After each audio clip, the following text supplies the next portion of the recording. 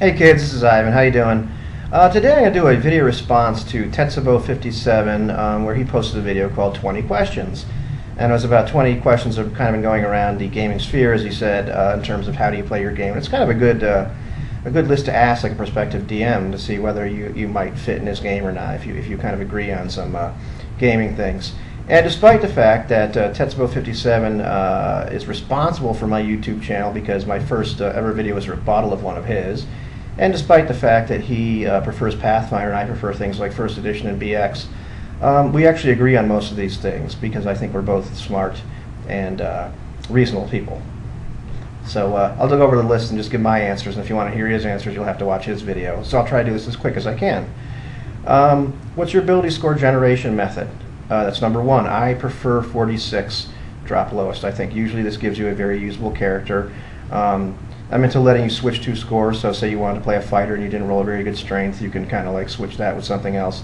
I'm not so into like switching all six, but say you ended up with like a really bad con and a really okay strength, you can probably switch both of those if you really need to play a fighter, if we need one in the party or something like that. Number two, how are death and dying handled? 0 is dying and -10 is dead. Somebody else needs to stabilize you for the most part, which they're generally able to do. And if you get hit to 0 or negative, you're going to have to make some kind of constitution check to see whether you just die outright. And the worse you're hit, the worse that constitution check is going to be, but it's not going to be heartless. Number three. Oh, look, I got a text. How about raising the dead? Yeah, I think this is available. It's going to be hard. You might have to search for it. It's going to be costly. Like the idea of having 7 years of service to the person, or having to pay them quite a bit of money, or having some kind of quest involved, is reasonable because I don't want to cheapen death. Number four, how are replacement PCs handled? Situationally, as he said. It depends on where you are and what's going on. Like, in our game right now that I'm playing in, we just had 2 characters die, and we're in the middle of nowhere, and the only other people around are the sailors that we're on our boat that got capsized by this dragon turtle. So 2 of the players are now playing these sailors, which are fighters. And, that's fair. And, I died only a session or so ago, and now I'm playing my henchman, who was, I was playing a magic user, but I had a 4th level fighter as a henchman who I brought up from 1st level, and so now I'm playing him, and I'm perfectly happy doing that. Generally, I like to start people at 1st level and start at 1st level because, I think the way the XP tables in most games are, you can kind of have a meteoric rise to just below everybody else's level in not so much time. You just have to play cautiously. But sometimes you might need to start them up, at some level, a little lower than the rest of the party or whatever. So it's a little situational in terms of that, too. Number 5, initiative. Is it individual, group, or something else? I like to use individual initiative for players, for like any really important NPCs, and for most monsters I just do a group thing, unless there's some important boss monsters or something like that. Number 6, are there critical hits and fumbles, and how do they work? I like the critical hit system from things like D20 and Pathfinder, where if you roll a natural 20, you roll again to see if you hit the armor class, and then you can do double damage. So I use something like that for the most part as far as critical hits. In terms of critical fumbles, I don't like to use them very often because they get monotonous, they happen way too frequently, and it's silly to have so many critical fumbles. Every once in a while it's kind of funny, but I don't like making them interfere with things too much. I'd rather have them be humorous. Number 7, do you get any benefits for wearing a helmet? Geez, I don't know. Like James, I don't have a game that's that granular. I agree with him that maybe there should be something, like if you're wearing a helmet, maybe you're not able to see things as well, or notice things as well, and maybe if you are wearing a helmet, you have less of a chance to be critically hit or something. But that's getting a little deep into the granularity. So it's something I tend to kind of hand wave. Can I hurt my friends? This is number 8. If I fire into melee or do something similarly silly. Yes, that's stupid. Yeah, there's going to be a chance of hitting somebody if you're shooting right into the middle of melee and people are jumping around and do something, similar to that. Yeah, you have a chance of accidentally hitting one of the good guys and getting somebody mad at you. Number 9, will we need to run from some encounters, or will we be able to kill everything? Yes, you're going to need to run. You need to play smart in this game. And sometimes you need to say, oh, this is not a good thing. and put on your Nikes and run away. That's just playing smart. That's kind of a silly question. Number 10, level draining monsters. Yes or no? Yes. I use them. I don't like to use them really frequently. I'd like to kind of tweak some of the monsters that are typically level draining like whites and have them maybe do something else. That's kind of a drain. Maybe it's a temporary drain. And generally, I like to give you kind of an out. Maybe if you kill the thing or something, you get it back or whatever. But I do use them occasionally. Number 11, are there going to be cases where a failed save results in PC death? Yes, there are. Sometimes it's a trap and you need to save, and you failed to save and you took a lot of damage. And oh, sorry. Sometimes I do something like for save versus poison. You fail to save, and then maybe I'll roll another die. We'll roll a 6 or something, and see. Maybe it goes from being violently ill and unable to do anything for a while to maybe dead. But there's I give you kind of a second chance to not quite die. One of the things that came up on Dragon's Foot not so long ago when we were talking about saving throws is how it's kind of a bummer that even if you make a save sometimes, let's say it's for half damage, you get dragon breathes on you or something, you don't have enough hit points and you're going to die anyway. Why make the save? So the idea that maybe perhaps if you make a save versus something that would have killed you either way, that say you're at 0 hit points, I'm down with that, because you make a save, maybe you need to roll 17 or something, you did it, that's pretty good. Okay, you live, you just barely live, you're mostly dead. Number 12, how strictly are encumbrance and resources tracked?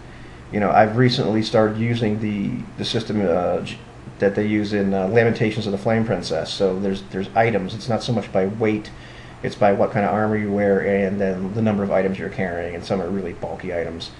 But yeah, encumbrance is the big white elephant in the room of D&D and most other games that use it because it's really hard to track. But yeah, we're going to track it somewhat. We're not going to go overboard. And definitely, if you say you have something, it better be on your character sheet. I'm going to track resources. I'm going to track things like arrows and food, because sometimes that's important. You're out in the wilderness for 2 weeks. Did you bring enough? You're going to have to hunt, or you have to do something like that. I'm not going to go overboard and make the game tedious, but yeah, we're gonna track stuff. So it's a little situational, but it's I'm going to do it. Number 13, what's required when my PC gains a level? Training? Do I get new spells automatically? Can it happen in the middle of an adventure? Do I have to wait for downtime? I don't like the idea of training after you gain enough XP for a level. That's just always kind of boring and tedious to me. It's always been. I much prefer, in terms of a kind of money drain, to have based on your level, you're going to spend X amount of gold or silver, whatever our money system is in the game, per month, just to kind of as maintenance, to buy spell components, to train, to whatever. We're not going to go down and micromanage what are you doing, for the most part, but just that you're having some kind of expenditures in terms of your resources, that you're potentially going to be gaining more levels because you're doing this training on downtime as well. In terms of do you get it automatically in the middle of the adventure? Yeah, for the most part. If it's just extra abilities, better saves, better to hit rolls, that kind of stuff. Yeah. And as far as extra spells, well, you obviously need to have them already. If you all of a sudden are able to cast 4th level spells, you should have some in your book or available to your. You're not just going to find them poof out of the middle of the air. So it's not going to be quite that automatic. Number 14, what do I get experience for? And I like James' answer. For playing well, for doing a good job, for doing what you're supposed to be doing. I do give XP for silver or gold, depending on again what monetary system we're using. I can adjust a little bit if it was really easy for you to get a whole bunch. Well, maybe you're not going to get 1-to-1 ratio. If maybe it was really hard, you'll get a little bit more. And definitely for killing monsters, I use a higher level than they would in older games like Basic and First Edition. Not quite as high as Pathfinder, because I don't like monsters to just be XP on the hoof. Other things, solving puzzles, coming up with really creative solutions. Our DM in our game, gave us, I think it was 500 or 1,000 XP each, just for pretty much surviving an encounter with a dragon turtle. We really didn't do anything to gain XP during the entire game, but he's like, anybody that lived gets this, because there were some deaths, and it was pretty devastating random encounter.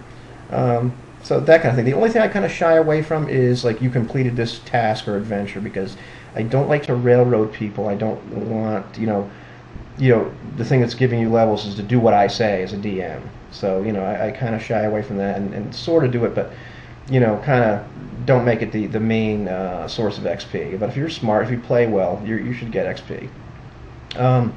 15, how are traps located? Description, dice rolling, or some combination. I use a combination. Yeah, there's going to be dice rolling, but you're going to have to describe, what you're doing, how you're looking for traps. Not in great detail, but like where are you looking, how are you doing it, that sort of thing. If you come up with this really brilliant way to search for traps, I'll probably give you a big bonus, or maybe even just say, yeah, you find it. Number 16, are retainers encouraged, and how does morale work? I encourage retainers or hirelings or henchmen to a certain extent, especially if there's a low-level party and there's not that many players, because it puts more people in the group. Obviously you're going to have to kind of keep track of this guy, but I, as DM, have, ultimate say-so in terms of what this guy does, because they're not a slave.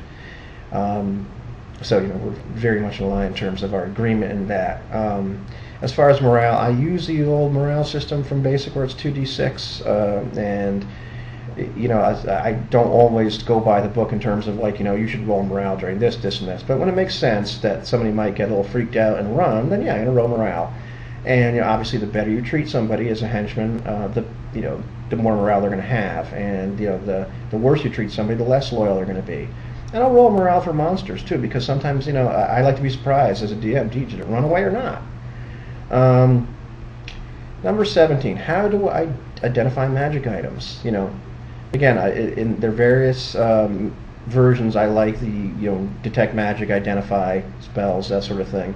But because it's not always going to be evident, there might not always be a spellcaster in the party. I'm going to give some hints and make the item seem a little special. I'm not going to just give it to you, but you'll be able to notice a little bit better if I think that maybe you're missing something, or I'll give you a little hint. Number 18. Can I buy magic items? Oh, come on. How about just potions? Well, it's situational. Depends on where you are. Depends on how, if somebody's Jared's going to make it. If it's a big city, it's probably a lot easier to get things like potions, scrolls. They're going to be expensive. Other ones, it's going to be situational. Maybe you'll be able to get them, maybe you won't. They're probably going to cost a lot of money. Number 19. Can I create magic items? When and how? Yes, you can. I like, what they did in Lamentations, where you can start creating things like scrolls and potions right away. It just takes time and money. So yeah, it's going to be a time and money thing, and the higher level you are, it might be a little easier, but it's going to take time away from adventuring, and so you're not going to be able to create everything, and sometimes you might say, I want to create something like this, and we'll have to sit down and talk about it. It might be possible, it might not be possible, it might be quests involved to get certain items, which would be an adventure in itself. And number 20, what about splitting the party? James and I are right in agreement here. I think the smaller your party is, the easier a chance you have all getting wasted, and also it's just it's a big pain in the butt, because you have to sit there and deal with this half and deal with that half, and these guys aren't doing anything, they got to sit around, then you're talking to the other guy. So I prefer not doing it. I mean, to be honest, every time I've split the party as a player, usually one of us ends up dead. So that's it, and once again, I'll say James is a very reasonable person, so he agrees with me on most of these things.